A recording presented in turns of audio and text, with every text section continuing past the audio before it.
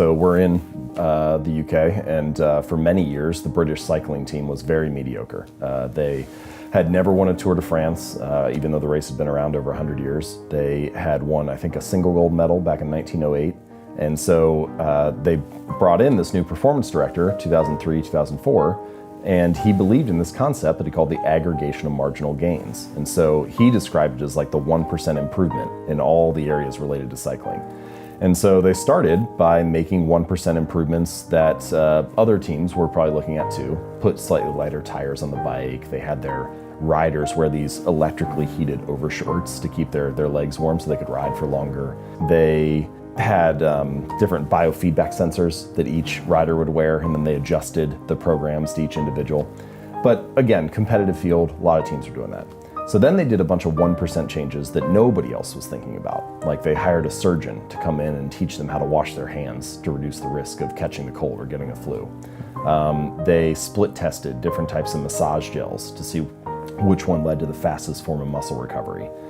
They even figured out the type of pillow and mattress that led to the best night's sleep for each rider, and then they brought that on the road with them to big events like when they were at hotels for the Tour de France and things like that. And so Brailsford said, all right, the coach said, if we can actually do this, right, execute on all these little 1% changes, then I think we can win a Tour de France within 5 years. Right, now he must have had to really sell people on this, because you can already see the naysayers, and we're in Britain as well, where they're gonna be like, come on, this is ridiculous. Right, well, and it just, no single change seemed like very much, right? Yeah. So one of the changes they made was they had their outdoor riders switch to indoor racing suits because they tested them in a wind tunnel, and turns out the indoor suits were a little more aerodynamic. Which, you think, all right, whatever, I got like basically skin tight clothes on either way, how's this gonna make much of a difference? Right.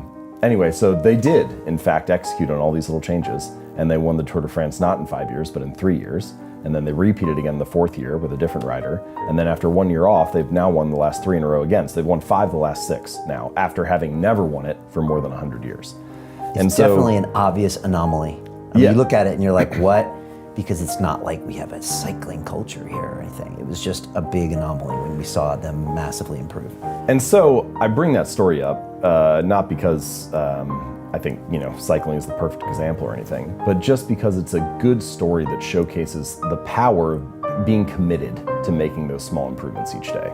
And I think that it's not just nice to have, it's not just like a little cherry on top of your performance to make these 1% changes, but they actually can compound and add up in a really significant way in the long run. And habits are a lot like that. They're not exactly like compound interest, where you kind of like hit that hockey stick portion of the curve, but they really feel like that a lot. Like we were saying just a few moments ago, it feels insignificant on any day, but then you turn around 10 years later and it's actually, you're surprised by where you end up. And that's a hallmark of any compounding process, that the greatest returns are delayed. And so habits are like that too. They don't feel like much on any given day, but they really add up over the months and years. And for the people who are looking to find their purpose in life, you should read the book, The Higher Mind Calling.